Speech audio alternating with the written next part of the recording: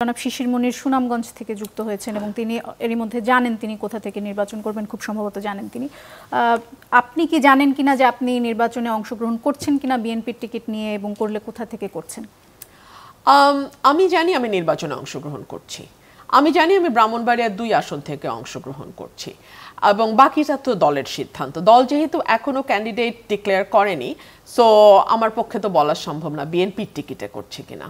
তাহলে এখন পর্যন্ত বিএনপি এই বিষয়গুলো নিয়ে এখনো এক ধরনের সিদ্ধান্তহীনতা আছে, যেখানে জামাত এরই মধ্যে তাদের এখানে একটা ব্যাপার আছে দোলা। দেখুন, বিএনপিতে না আমাদের যেই স্ট্রাকচার বিএনপির, সেটা হচ্ছে অনেকটা লুসিড, অনেকটা ফ্লুইড, অনেকটা ঢিলে ঢালা ধরনের।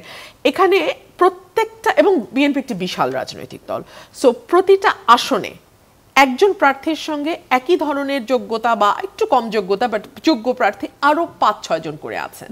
সো একজনের নাম যদি এখন ঘোষণা করা হয়, আমি জানি না এলাকায় এলাকায় বা আসনে আসনে কিছুটা কোন্দল হতে পারে।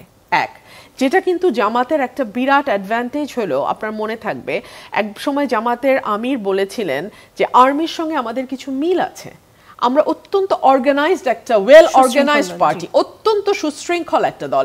সো জামাত যদি বলে যে অমুক আসনে কলা গাছ দাঁড়াবে, জামাতের কোনো প্রার্থী সে যতই যোগ্য হোক, সে কিন্তু ওই আসনে আর নিজেকে মানে ডিক্লেয়ার করবে না প্রার্থী হিসেবে। আর সত্যি কথা কি, জামাত বিএনপির তুলনায় আয়তনের দিক থেকে তত বড় দলও নয়। সো বিএনপিতে প্রতিটা আসনে যেমন অনেক প্রার্থী দাঁড়িয়ে যায়, জামাতে প্রথমত তত প্রার্থী যদি থাকেও দাঁড়াবে না, আর দ্বিতীয়ত জামাতে আসলে সত্যিকার অর্থে অতগুলো এক আসনে অত প্রার্থী নেই, এবং তারা কিন্তু অনেক আগের থেকেই তাদের এই গোলগুলো সেট করা। আমরা যদি মনে করে থাকি যে 5ই আগস্টের পরে তাদের এই গোল সেট হয়েছে, আমরা ভুল করছি। তাদের এই আজকে যে জায়গাটায় তারা এসে দাঁড়িয়েছে, এটা কিন্তু তাদের দীর্ঘ পরিশ্রমের ফল। এটা হঠাৎ করে একদিনে এটা অ্যাচিভড হয় নাই। তারা গুপ্ত রাজনীতি, সুপ্ত রাজনীতি, আওয়ামী লীগের সঙ্গে মিশে রাজনীতি, কে জামাত করতো কে শিবির করতো নোবডি নোজ, সব মেনে নিয়েই বলছি এটাও তাদের একটা স্ট্র্যাটেজির অংশ। ধরুন এইবার তারা যে প্যানেল দিয়েছে ডাকসুতে, একদম মানে হরেক রঙের প্যানেল। আপনি তাতে দেখবেন যে আধুনিক একজন তরুণীও যেমন সেখানে প্যানেলে আছে, আবার একেবারেই মানে স্ট্রিক্টলি ইসলামিক শরিয়া ফলো করা একজন প্রার্থীও সেই প্যানেলে আছে। সেখানে আপনি দেখবেন যে মানে একদম ট্র্যাডিশনাল আমরা যেরকম ভাবধারার মানুষ চিন্তা করি সেরকমও যেমন আছে, অর্থাৎ বিভিন্ন রকমের আছে।